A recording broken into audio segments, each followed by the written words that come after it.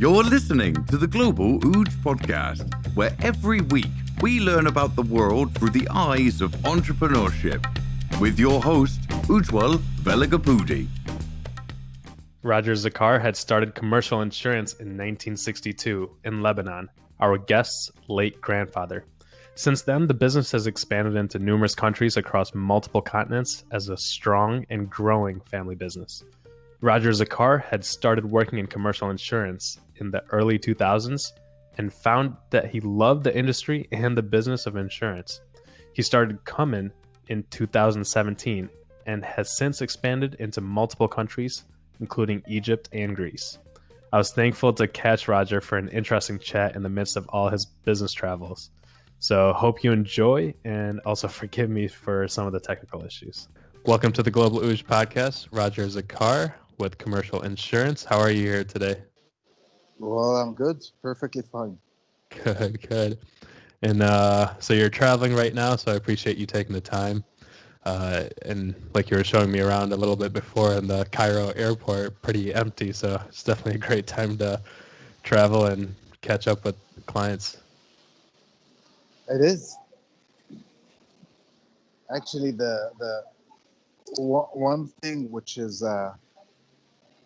was, I won't say good, but which was made easier was traveling, going in and outside the airport. The only thing is that you find very few flights. So we used to have so many different options of flying in and flying out. Now you have a couple of timelines of time slots which change frequently. So usually we used to depart at 9 and then it's 10, and that it's so depending on the availability of passengers. So it's Right. quite weird having to see what time you're going to fly this time. Right. Yeah. And so I know you were just asking me a little bit about what we do in insurance, but just to give a quick background on what commercial insurance is and who Roger actually is. How did the company come to be, and how did you, or where is the company today? And a little bit about your personal background as well, of how you had started and gotten involved with commercial insurance. Okay, so actually it's very interesting. We've got a very interesting story, and it starts in Alexandria. So in 1920, my grandfather was one of the early innovators of the insurance industry in Egypt. Oh, wow. And he had a company in Egypt, and if I'm not mistaken, around 1958-59, they had the wave of nationalization. So they took over the company and merged it to form a state one. They actually merged all the private companies into a state ones, a couple of state ones. And so he moved back to Lebanon because, most of the Egyptians used to live back and forth coming to Lebanon. It was their sort of summer Hamptons. Yeah. So he moved back to Lebanon, and they had a branch over there. So he goes to the branch and he say, "Well, I'm here now," and the guy says, "No, you're not here anymore. The company is not yours anymore." Oh, man. So in 1962, he decided to establish a new company, and he established commercial insurance. So commercial has been established since 1962. It's 100% privately owned. It's a family business, and then my dad took over. And started expanding outside of Lebanon, including Saudi Arabia. On his latest position, he was talking 2 years ago, the president of the General Arab Insurance Federation. So it was the insurance federation under which all country insurance associations adhere to. So my father was the president of the Insurance Association of Lebanon and the president of the General Arab Insurance Federation, which I think has around 35 countries, Oh wow. Okay. from I think Tunisia till Saudi Arabia, Mm-hmm. and so we're into the family business. We were always into into insurance, and I joined 20 years ago. So I joined as an employee of commercial insurance, and I liked the insurance a lot, and I started moving into working into the business development of the company. Mm-hmm. And in late 2017, we launched our insurtech platform, which is called Comin, which is an online insurance platform. Mm-hmm. Uh, Not going to say similar to Lemonade or to Pineapple. It's in between Pineapple and an aggregator. So you can Okay. go in, buy your insurance policy, but you can't solve a claim. So it's Okay. a different kind of insurtech. Mm-hmm. And we've launched in Lebanon, and we've launched in Cairo and in Cyprus. Okay. So our insurtech Common is what we're trying to do is create a network of brokerage company all over the region. Mm-hmm. So we have our pillar, which is the insurance company in Lebanon, which give us all the know-how, and we tap in the human capital, and then we have the brokerage units, which are sort of our sales which work all over the region, and whenever we need to have any technical know-how, we tap in commercial insurance. Okay. So your grandfather had started commercial insurance, your father took over, and then now you've taken over that operations, and then simultaneously started Comin, which is, would you say it's both a B2B and a B2C? You're dealing with the individual clients and customers as well as the brokers? No, it's a B2C. It's completely Actually, B2C. Okay. it's completely B2C. Okay. Actually, what we're trying to do is go B2C for all personal lines. I don't think, personally, I don't think that for standard insurances, uh, travel insurances, personal, small ticket insurances, you really need a broker. Right. There's no added value. So I think that Mm-hmm. going B2C is the way to do it. A broker has an added value in big industrial risks Mm-hmm. or complicated risk, but selling a travel insurance, I don't think is of interest to the broker, or is of interest to the client to call the broker. It's tiny Correct. policies which are. Mm-hmm. And then who is underwriting these? So for Comin, that entire platform, all those policies are being underwritten by commercial insurance? Depending on the countries and laws we operate under. So what we do, for example, in Lebanon, we do underwrite it under commercial insurance. Mm-hmm. In Egypt, we underwrite it with another insurance company. Okay. So depending the country, the jurisdiction, the laws, uh, Right. so we have to abide by the laws. What we try to do is get the same reinsurance treaty. Okay. So at the end of the game, the true back end of the product is the same whether you have it in Egypt or Cyprus or Lebanon. Mm-hmm. However, the underwriter, because there's not much underwriting, however, the underwriter is different. Mm-hmm. That's right. The insurer. So this is what we're trying to do. And a lot of so commercial insurance, you are the carrier, right? You are Yes. underwriting and insuring these policies. So as far as the regulations, because you're dealing with multiple countries now, right? You said your father had expanded into Saudi, into Egypt as well, and so multiple countries. How has that been? Because for us, we deal with you know, companies like Allianz who are global, right? And they're all over the world, and it can get pretty tough managing all the regulations, all of not just the regulations by country, but then by state or province or territory within each country. So everybody has their own set of restrictions. So how have you guys navigated that, and especially with Comin, who is more in the startup phase, right? So it must be even more challenging. Actually, it's very easy. What we're trying to, we established a company in every country we operate in. Mm-hmm. It's impossible to have one global setup, and this is what Allianz or the AXAs or the Right. AIGs has done. So you have to create an entity in every country, and which you have to consider as a completely Separate. independent entity, completely Mm-hmm. separate. Uh, one thing I've learned is treating every country as a profit center. Right. So every country, they do have the same shareholding at the end of the day, but every country is working independently. So Okay. every country has, in a way, a complete ecosystem, a free ecosystem, whether it's anything related to the legal or to their auditor or to their accounting. But in a way, they all feed back into one holding company. But it's impossible. One thing I've learned is you really have to separate uh, operation in every country.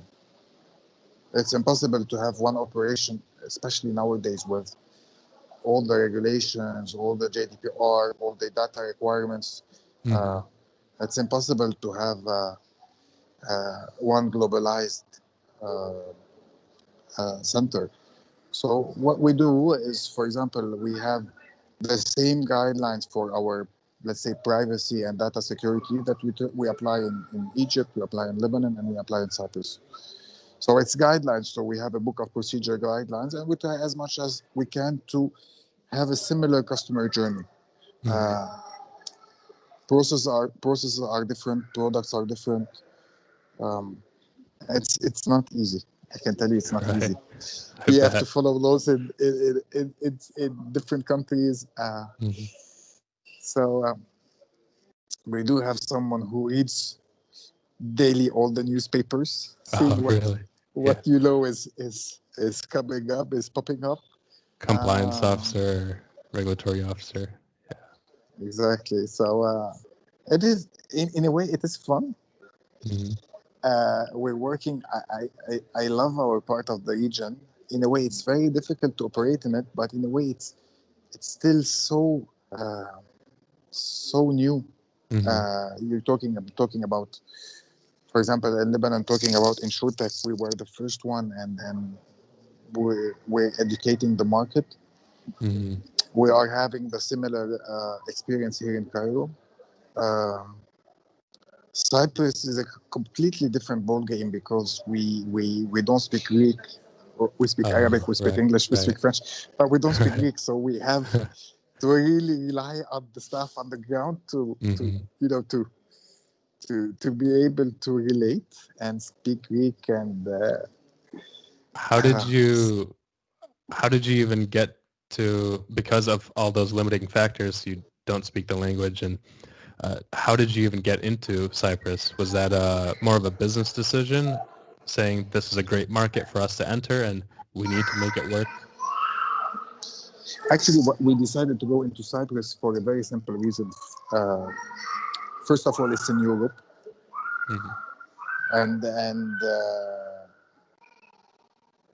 and being in Europe at the end of the day is a great added value. Right. So, and second, also it's 20 minutes, a 20-minute flight from Beirut. So whenever we have to fly in, sign any paper, it's literally 20 minutes. So we fly in and uh, and we wanted to have our. If you look at where we are, so we operate in Africa, in the EU, and in the Middle East, Mm-hmm. in Asia. So we try to combine a three continent compliance exposure know-how. Mm-hmm. And one thing what we're trying to do is take the best practices of every country and Mm-hmm. implement them into the places where we are. Okay. Yeah. Yeah, that must be pretty tough to do with such a diverse set of countries, because I'm sure every one of those continents you've mentioned is extremely diverse, and then each one of the countries within those continents is even more so diverse. And these are, for the most part, also emerging or frontier markets where they're still changing pretty rapidly. Every year, every few years, the governing bodies are changing, the consumers are changing, their habits are changing. So it's definitely a very hot and growing market, but I'm sure it comes with some of the challenges of trying to adapt as a company to serve their needs. Yes, actually it does. But one thing which is very interesting is, and something we haven't tapped on, but if you look at countries where insurance weather was not present, um, it's a great opportunity. If you look at Africa, people they used to live in villages with no communication whatsoever. Mm-hmm. And then literally the mobile operators came in and connected them. Mm-hmm.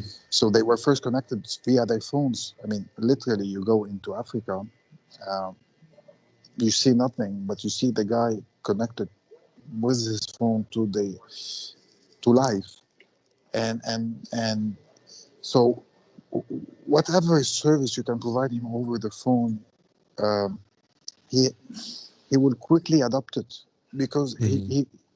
he he had no alternative. The thing is about education. Um, the thing is all about education. What takes time is education, but once the people get educated, it goes really very quickly. That's true. So yes, so the hardest part we're suffering in is educating, but then we don't have to. There's we don't have the issue uh, of of having to compete against another broker to get the client because there's no other broker. It's all about competing against ourselves and educating the client and showing him the value of insurance and capture the client. Right. Actually, we have to board in like 10 minutes, Oh, you do? Okay. 5 minutes. Okay. All right. We'll wrap it up shortly.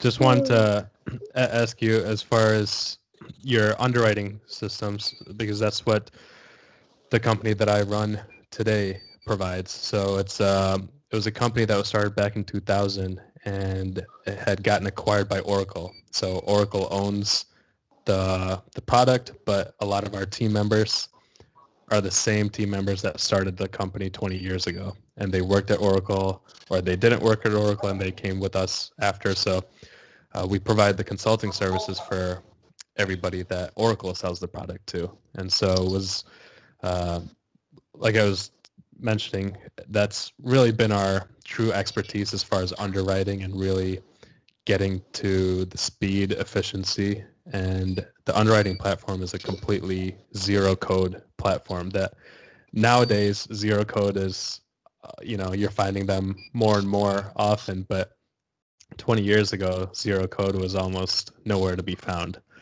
for especially a web-based software. So as far as underwriting, do you guys use an internal product or is it more Excel based or how do you? No, we don't use. Actually, it's always a mix. What everybody tries to do, and the smartest way is to take the best of the available softwares and try to make them work together. Um, Technically, I think technically, so the CRM is a software. The um, one product, the database is Oracle. Another one is we're not using any Oracle softwares. Mhm. We have different ERPs. Um It's not. It's definitely not on Excel. At the end of the day, it's a core system Right. which has a 360 degrees, so it Mhm. can be an Excel. Uh, but it would be definitely interesting to look at what you've done and to give you the feedback and if it's a good product. I mean, I'm sure it's a good product, but if it's a product that can add added value to our company, and if it Mhm. Lebanon is an excellent platform because of the great um, human capital we have to then expand into the region, which are way bigger markets than ours. Right. Yeah. Ultimately, what we really try to provide is we've been in the insurance space, the PNC world, for the past 20 years. So it's really understanding exactly what our carriers are providing, and then to be able to deliver a way to be able to streamline their operations, so that, like exactly like you're saying, we're trying to build a foundation for customers where we're not addressing your needs today, we're addressing your needs for 5, 10, 20 years down the road. Because usually when you make a technology investment, it's going to be for quite some time. So that's typically what we try to really learn about some of our customers, and then develop those custom aspects out. It's true. I completely agree. I would love to look at, if you have any documentation you can send. I would love to give you the feedback. And actually, the market is really growing, and weirdly enough, we don't have any international big player. We have mainly the local developed softwares, which are, I can say they work well, the ERPs. And then we have nowadays the Indian companies which are coming in. The issue with the Indian companies is that the sometimes there's quite a difficulty in communicating. And the brand perception, which is, I believe, which is on, but still today, the brand perception, whether you bring a product coming in from Europe or the US, or bringing the exact same product from India, the brand perception is different. So I think there might be a huge market for companies, and I think a lot of companies are not exploring. I have to go in. Are not exploring our part of the work. Right. So definitely, Roger. Thank you so much again. But it definitely seems like we'll have to chat again for sure, and see what synergies there are, and try and provide you some resources over in North America, and see how we can help your team. Yes. So, but definitely we have to chat. I think they don't want to put me in the plane, or they were waiting for me to finish the conversation. I have no idea what's happening. But what's interesting, in case you're interested, it's just if you can drop me an email. Will do. About so definitely it would be interesting to see what you have, and give you my feedback about. I'm sure the underwriting process is completely different, but give you a little feedback about the product. And I think that I always keep saying to all the partners I work with, that there is a huge potential in this part of the world. Oh yeah, we've tried the difficulty. Go ahead. The difficulty is flying over and understanding the culture, and but I mean, if you look at markets in the Middle East, whether the UAE or Saudi Arabia, even Lebanon, we're talking about markets which are huge and relatively untapped. Right. Especially the MENA, Africa plus Middle East region. I mean, those are extremely large. So extremely, and the number of population, and from they're brand new. They were developed for the last 20 years. They were completely developed. So it's not me, it's a child crying next to me.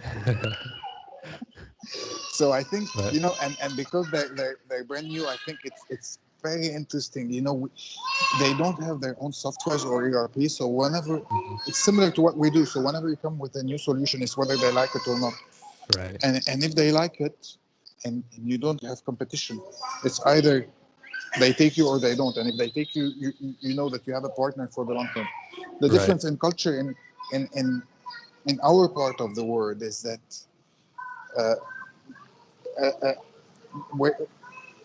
it's more about making a little money over a long term than rather than making a big licensing fee and then small money. Right. So exactly. we have to think differently.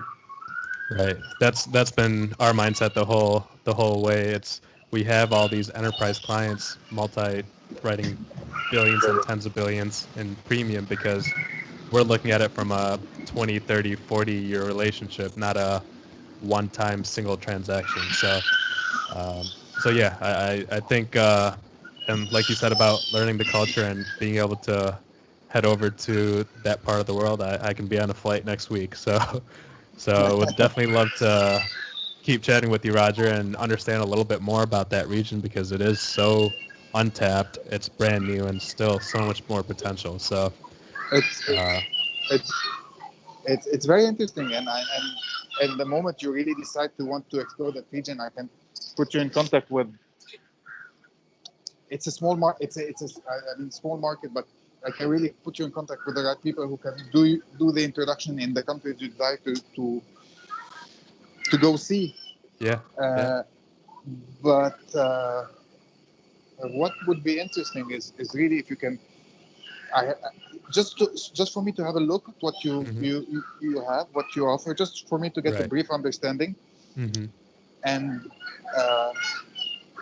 upon that, I can tell you if we have something similar. If I can give you my own personal feedback, Right.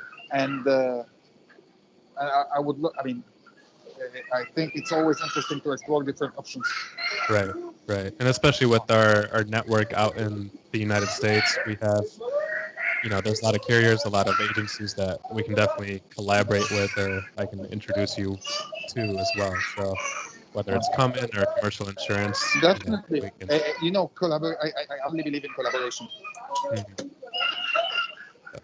So yeah, I know you probably gotta jump on the flight right now, Roger, but I will shoot you over an Yes, I do. email Absolutely, and just at the door. hope you I have a have to safe jump on the flight. flight. I'm ready to.